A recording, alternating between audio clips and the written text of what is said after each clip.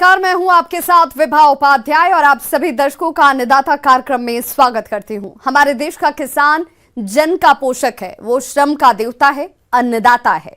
उसमें ही भारत की आत्मा निवास करती है और ऐसे ही किसानों की प्रगति के लिए हम खेती बाड़ी से जुड़ी हुई बहुत सी नई लाभकारी जानकारियां हर रोज सुबह लेकर आते हैं। तो चलिए कार्यक्रम शुरू करने से पहले देखते हैं क्या है आज के अन्नदाता में। तरबूज की फसल में कीट रोग नियंत्रण के उपाय।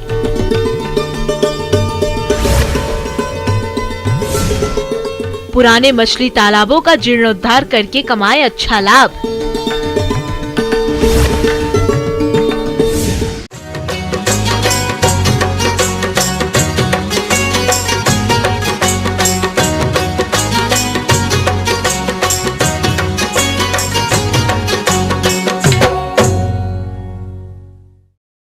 प्रदेश के जो किसान भाई तरबूज की खेती कर रहे हैं, वो इससे अधिक उत्पादन प्राप्त करने के लिए फसल में कीट और रोगों के नियंत्रण पर विशेष ध्यान देना होगा।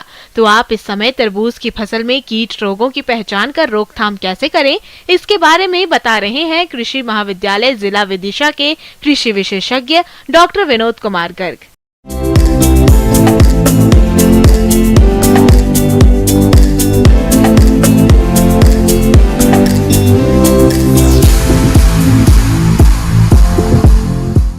आज मैं आप सभी किसान भाइयों को तरबूज में लगने वाले कीड़े एवं रोग और उनका किस प्रकार से हमारे किसान भाई प्रबंधन करेंगे, इसके बारे में जानकारी दे रहा हूँ। कुछ किसान भाई तरबूज की फलों को तोड़ करके मंडी में बेच रहे हैं। कुछों के यहाँ पौधे अभी 10 से 15 दिन की फसल है।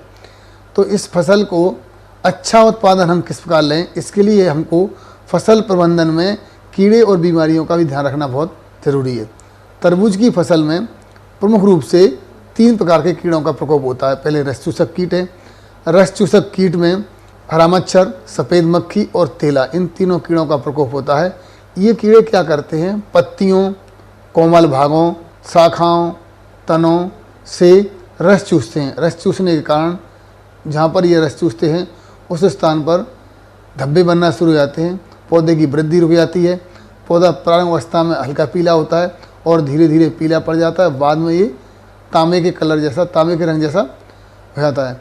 यदि कीड़ों का प्रकोप होता है तो सबसे पहले हमें निवोली का तेल 3 से 5 लीटर पर हेक्टेयर या येलोइस्ट की ट्रैप लगाना चाहिए।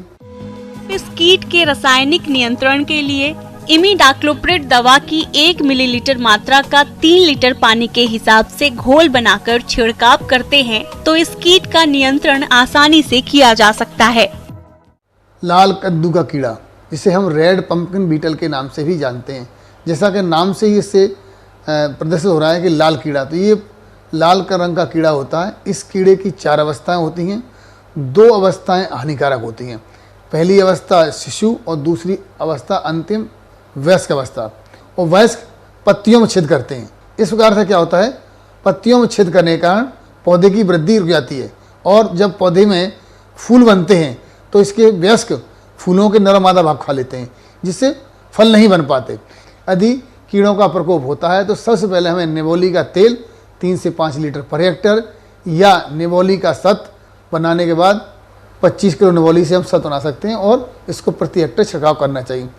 यदि प्रकोप आर्थिक क्षति स्तर से अधिक हो तो इंडोक्सा कार्ब दवा की 1 मिलीलीटर मात्रा का प्रति लीटर पानी के हिसाब से घोल बनाकर छिड़काव करने से इस कीट का नियंत्रण आसानी से हो जाता है। इसमें तीसरा कीट सोना मक्खी, जिसे हम फ्रूट फ्लाई के नाम से भी जानते हैं। ये फ्रूट फ्लाई क्या करती है, ये जब फल बन रहे होते हैं तो अपने अंडरोपक ओविपोजिटर को गड़ा करके छेद करके उसके अंदर अंडे रख देती है और अपने विष्टा द्वारा उसको बंद कर देती है। अंडों से 2 दिन के अंदर शिशु निकल जाते हैं। शिशु अंदर ही अंदर फल को खा करके खोखला कर देते हैं। ऐसे फल देखने में बाहर से आपको टेढ़े दिखाई देंगे। यदि आप उनको हाथ से उठाते हैं तो वजन हल्का रहता है। यदि आप उनको तोड़ते हैं तो अंदर से बदबूदार पीले रंग का पदार्थ निकलता है। इस प्रकार से इस कीड़े द्वारा सबसे अधिक हानि हमको पहुंचाई जाती है। खेतों में यदि संभव हो सके तो हमें सोना मक्खी के लिए अट्रैक्टेंट आकर्षक कीटनाशक का उपयोग करना चाहिए, जिसमें मिथाइल यूजिनॉल बहुत अच्छा है। यदि प्रकोप आर्थिक क्षति स्तर से अधिक हो तो इंडोक्सा कार्ब दवा की 1 मिलीलीटर मात्रा का प्रति लीटर पानी के हिसाब से घोल बनाकर छिड़काव करने से इस कीट का नियंत्रण आसानी से हो जाता है। तरबूज में दो मुख्य रूप से बीमारियों का प्रकोप होता है। पहली बीमारी है फ्यूजेरियम बिल्ट, मलानी के नाम से जाना जाता है। ये भूमि से जनित बीमारी है। इसके जो फफूंद हैं वो भूमि में रहते हैं और जड़ों के द्वारा ये पूरे पौधे में प्रवेश कर जाते हैं। तो ये क्या करती है, ये ज़मीन से जाने वाले पोषक तत्व पानी के बहाव को रोक देती है, जिससे पौधा पीला पड़ने लगता है और पौधा सूख जाता है। यदि ऐसे पौधों को यदि उखाड़ के देखते हैं तो आसानी से निकल आते हैं। तो सबसे पहले हमें खेत की गहरी जुताई करना चाहिए, मेड़ों की साफ सफाई करना चाहिए। यदि हो सकता है तो हमको पॉलीथीन की सीट बिछा करके फिर उसके अंदर बीजों को रोप करके लगाना चाहिए, जिससे क्या होता है जो मिट्टी जनित बीमारियां हैं उनका प्रकोप कम हो जाता है। और फसल चक्र बनाना चाहिए। हमको एक ही खेत में बार बार कुकरबिट्स नहीं लगाना चाहिए, चाहे तरबूज खरबूज, इसके परिवार के किसी सदस्य को नहीं लगाना चाहिए।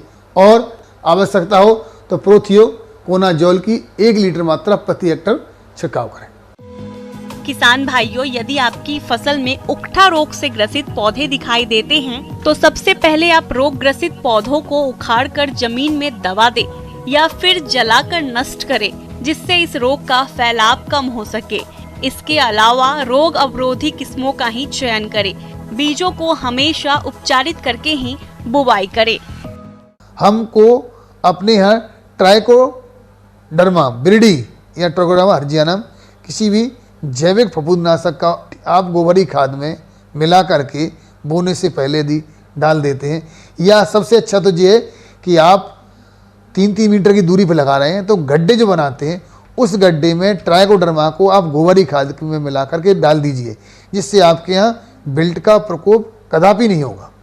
दूसरा जो रोग है इसमें आता है पाउडरी मिल्डू।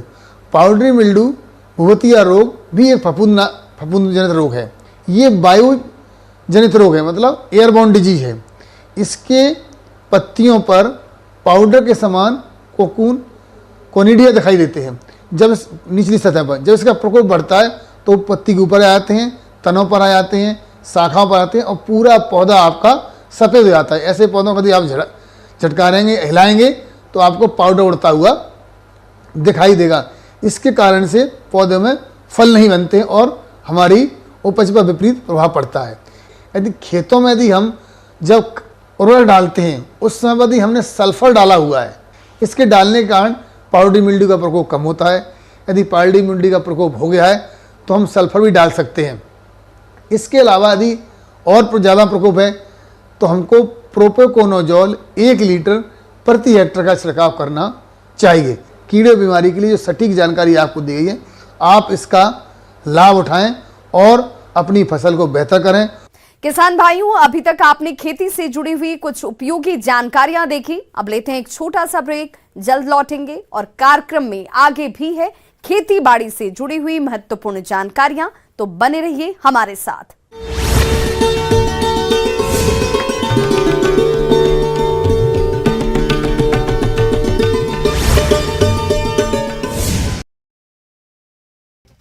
लुधियाना में किराना की दुकान में गैस लीक, अब तक 11 लोगों की मौत, 4 लोगों की हालत गंभीर। मन की बात में बोले पीएम मोदी, मन की बात कार्यक्रम मेरे लिए आस्था, पूजा और व्रत। मन की बात कार्यक्रम सुनने के लिए शामिल हुए शिवराज सिंह चौहान, कहा मन की बात देश के जन।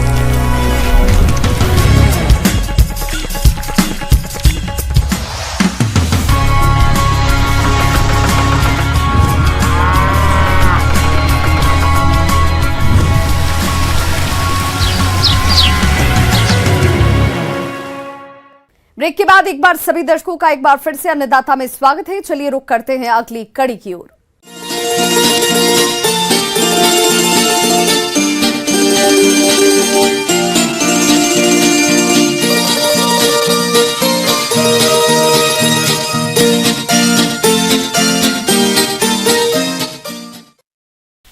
प्रदेश के जो किसान मछली पालन से जुड़े हैं वो अभी अपने पुराने तालाबों को दुरुस्त कर फिर से उपयोगी बना सकते हैं, क्योंकि समय के साथ साथ तालाबों में वर्षा जल के साथ मिट्टी बहकर इकट्ठा होती रहती है, जिससे तालाब की जल धारण क्षमता कम हो जाती है।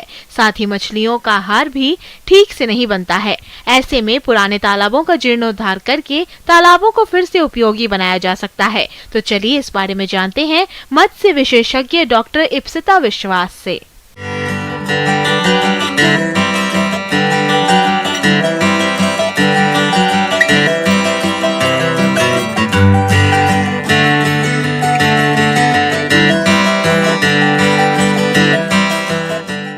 नमस्कार किसान भाइयों, ये ज़रूरी नहीं है कि आपके पास हमेशा नए तालाब को आपको खनवाना पड़े या फिर आपके पास 3 अलग अलग तरीके का भी तालाब हो, यानी नर्सरी, रियरिंग या ग्रो आउट तालाब।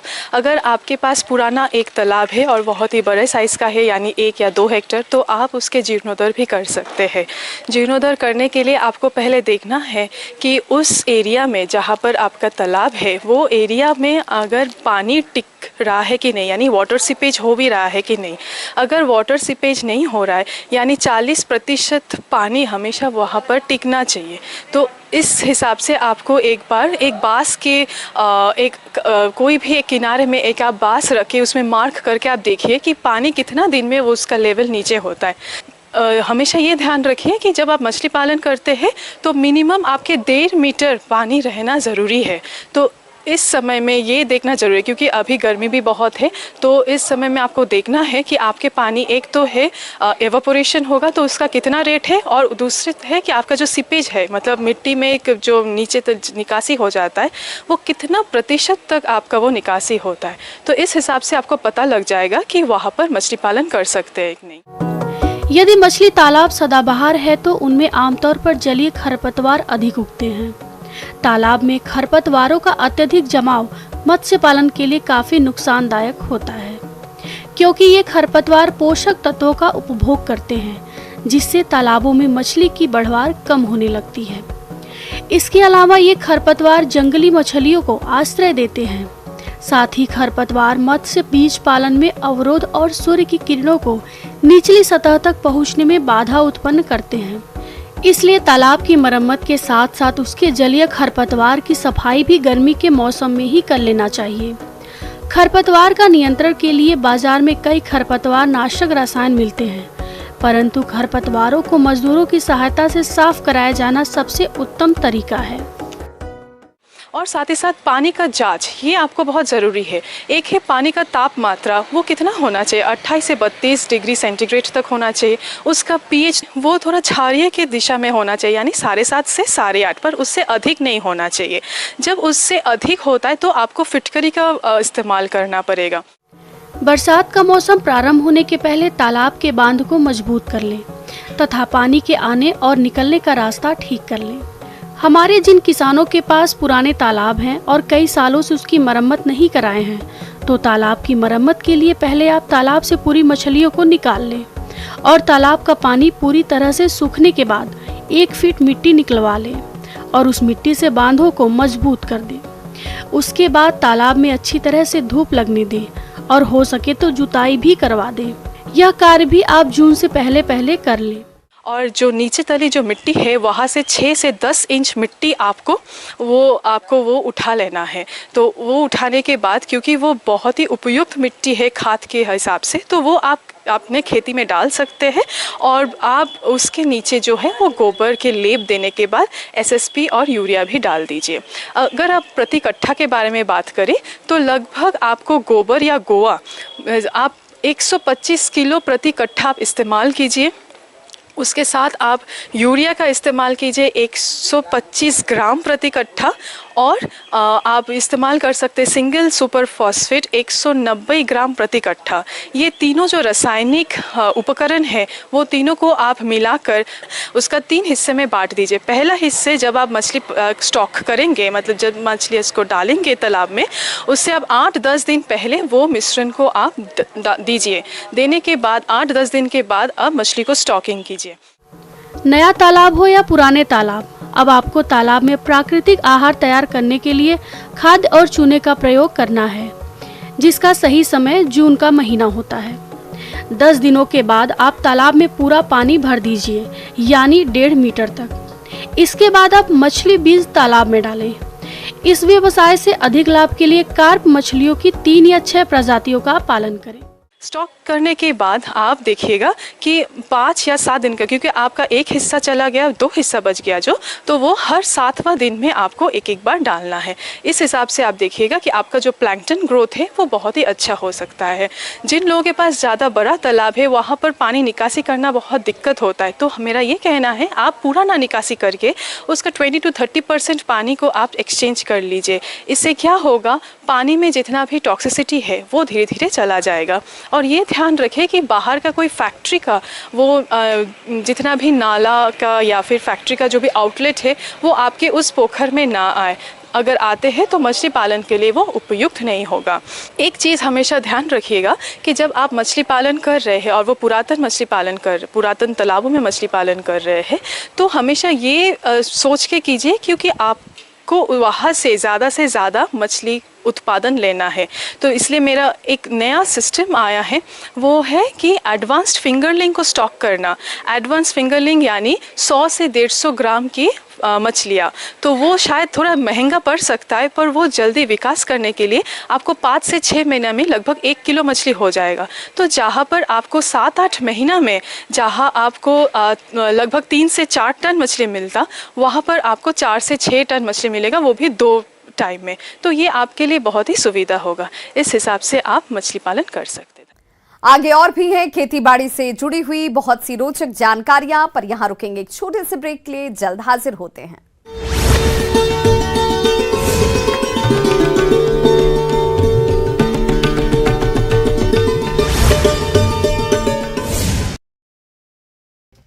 लुधियाना में किराना की दुकान में गैस लीक, अब तक 11 लोगों की मौत, 4 लोगों की हालत गंभीर। मन की बात में बोले पीएम मोदी, मन की बात कार्यक्रम मेरे लिए आस्था, पूजा और व्रत।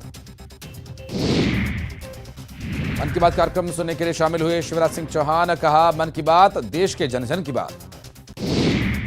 भोपाल में मन की बात कार्यक्रम के 100वें एपिसोड को लेकर मध्य प्रदेश के सीएम शिवराज सिंह चौहान ने आलेख लिखा। बीजेपी के प्रदेश अध्यक्ष वीडी शर्मा ने भी उज्जैन में सुनी मन की बात। हरदा में मंत्री कमल पटेल ने सुनी मन की बात।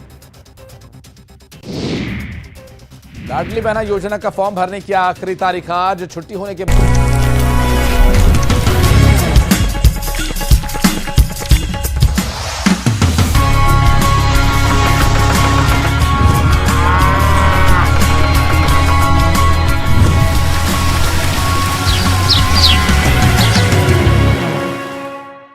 ब्रेक के बाद एक बार फिर से आप सभी दर्शकों का अन्नदाता कार्यक्रम में स्वागत है। बढ़ते हैं अपनी अगली प्रस्तुति की ओर।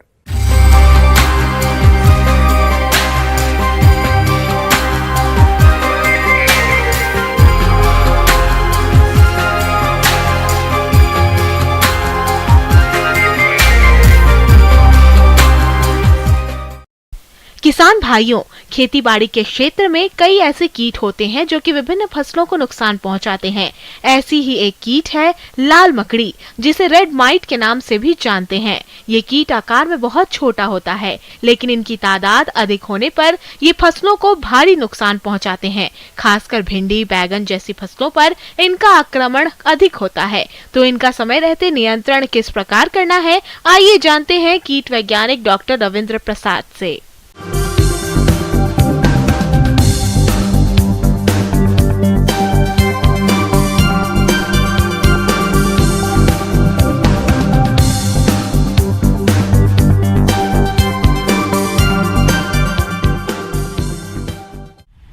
कई तरह के फसल हैं, जो फसल हैं उसमें माइट नाम का एक बहुत सूक्ष्म जीवी प्राणी है, जिसका आक्रमण कई तरह की सब्जियों में और अन्य फसलों में होता है। ये फसलें हैं, जितना भी लत्ती वर्गीय सब्जी है, जैसे कद्दू, झींगा, नेनुआ, लोबिया, फ्रेंच बीन, और जो दलहनी फसलें हैं जैसे मूंग, उड़द, और भिंडी, सब्जियों में भिंडी, बैगन इत्यादि सबों में इसका प्रकोप काफ़ी होता है। माइट को हिंदी में बहुत जगह शुद्ध भाषा में बरूथी कहते हैं। एक कीड़ा नहीं है, कीड़ा से भिन्न एक अलग प्राणी है जिसमें 8 पैर होते हैं, 4 जोड़े पैर होते हैं, पंख नहीं होते हैं। किसी भी फसल में कीट या रोग लगने के कई कारण होते हैं। अगर उन कारणों को जान लिया जाए और बचाव के जरूरी उपाय कर लिए जाएं, तो हो सकता है फसल में कोई रोग या कीट लगे ही नहीं और किसानों का होने वाला खर्च भी बच जाए और उपज भी अधिक मिले।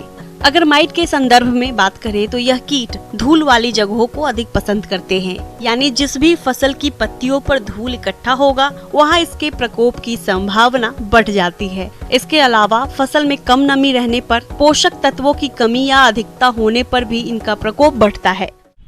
खास करके जो जितने तरह की माइट हैं उसमें से लाल माइट, लाल मकड़ी माइट बहुत ही प्रमुख है। ये प्रारंभिक अवस्था में जब आक्रमण होता है, उस अवस्था में पौधों के पत्तियों के निचले सतह पर जाला बनाते हुए उसमें महीन महीन भूरे भूरे रंग का, लाल रंग का सूक्ष्म प्राणी विचरण करते रहता है। आप गौर से देखेंगे तब। और जो ये प्राणी होता है सैकड़ों की संख्या में पत्तियों पर होता है और पत्तियों के रस को बुरी तरह चूस डालता है। पत्तियों के अलावा पत्तियों के ऊपरी सतह पर भी होता है, कोमल डंठलों पर होता है, पुष्पकलियों पर होता है, यहाँ तक कि नवजात जो फल होते हैं उस पर भी होता है और सबों का रस चूस करके फसल को नुकसान करते हैं। खासकर गर्मी के मौसम में या बरसात के वैसी परिस्थिति में जब कई दिनों तक वर्षा नहीं होती है और तापमान बढ़ा रहता है वायुमंडल का, तो इस परिस्थिति में भी माइट का प्रकोप ज्यादा होता है। फसलों में रासायनिक दवाओं के प्रयोग की सलाह तभी दी जाती है जब फसल पर रोग या कीटों का प्रकोप बहुत अधिक हो गया हो। इसलिए फसल की निगरानी करते रहें। अगर यह कीट या कोई भी रोग कीट दिखे, तुरंत ही पहले समेकित तरीके अपनाएं। माइट की जहाँ तक बात है तो इस कीट का प्रकोप दिखाई देने पर प्रभावित भाग को हटा दे। फसल में नमी नहीं रहे तो सिंचाई कर दे। संभव हो तो फसलों पर पानी का छिड़काव करके भी इसे कंट्रोल कर सकते हैं, या नीम तेल 5 मिलीलीटर 1 लीटर पानी घोलकर छिड़काव कर सकते हैं। इन सभी उपायों के बावजूद भी अगर इन पर कंट्रोल नहीं हो रहा हो, तभी रासायनिक कीटनाशकों का इस्तेमाल करें। तो इसके लिए सामान्य कीटनाशी जो बाजार में मिलता है उसका प्रयोग करने से उचित परिणाम नहीं मिल पाता है। इसलिए इसके लिए विशेष तरह का रसायन बाजार में उपलब्ध है, जिससे बरूथी नाशी या माइट नाशी रसायन के नाम से जानते हैं। उनके नाम कुछ हम हैं गिन रहे हैं। तो इनके जो नाम हैं वो नाम है अस्पायरोमेसिफेन, जो बाज़ार में ओबेरॉन के नाम से उपलब्ध है। उसके अलावा प्रोपरजाइट नाम का रसायन है जो कि ओमाइट के नाम से उपलब्ध है।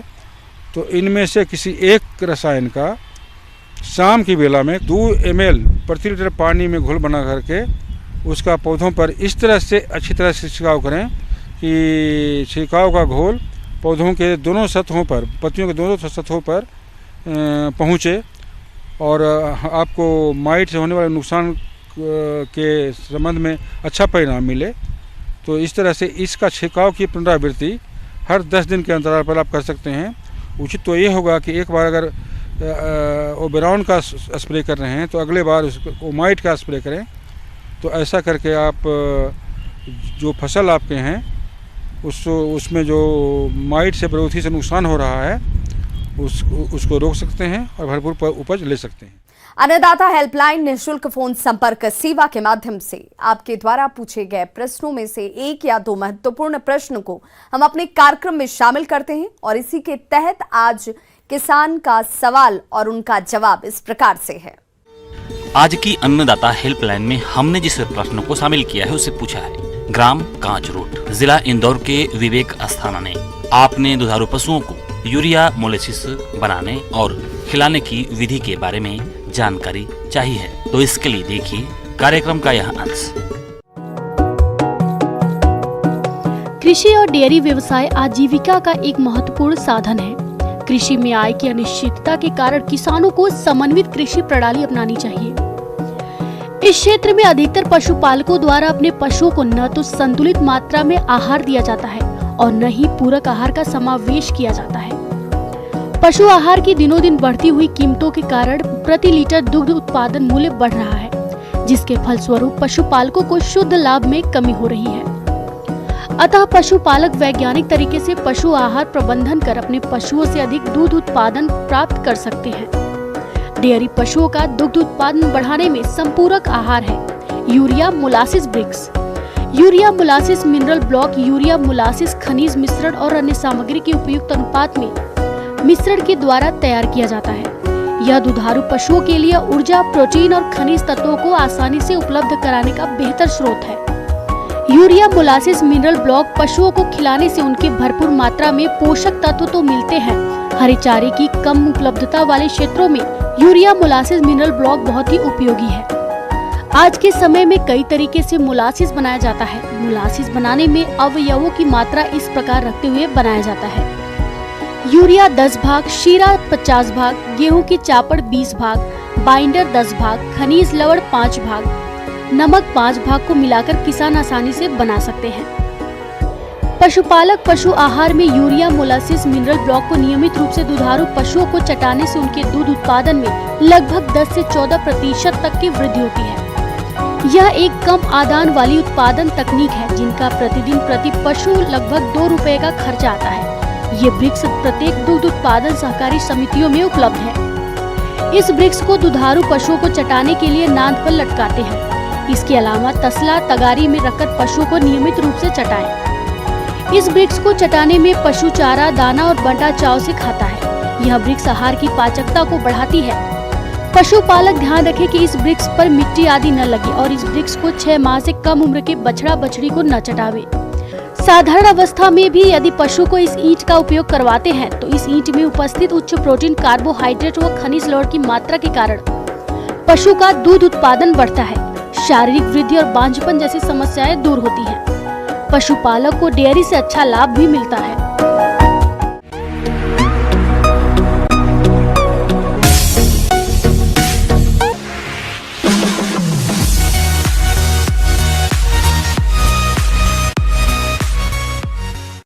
आइए अब एक नजर डालते हैं राज्य के कुछ चुनी हुई मंडियों के प्रमुख फसलों के बाजार भाव पर।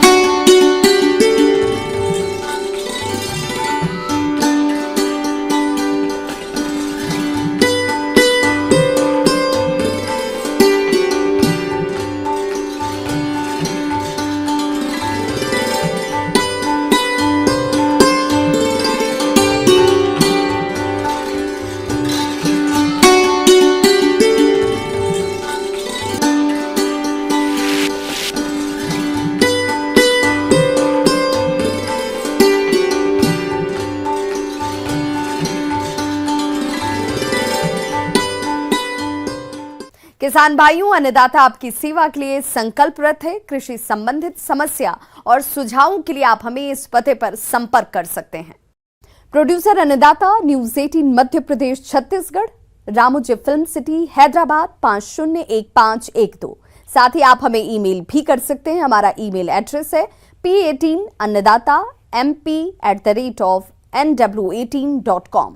इसके अतिरिक्त आप हमें निःशुल्क हेल्पलाइन नंबर 1800889216 पर सोमवार से शनिवार सुबह 10 बजे से शाम 4 बजे के बीच संपर्क भी कर सकते हैं। किसान भाइयों, अब समय हो रहा है आपसे विदा लेने का, तो हमारी अन्नदाता टीम को दीजिए इजाजत। कल फिर से होगी आपसे मुलाकात कृषि संबंधित कुछ और महत्वपूर्ण जानकारियों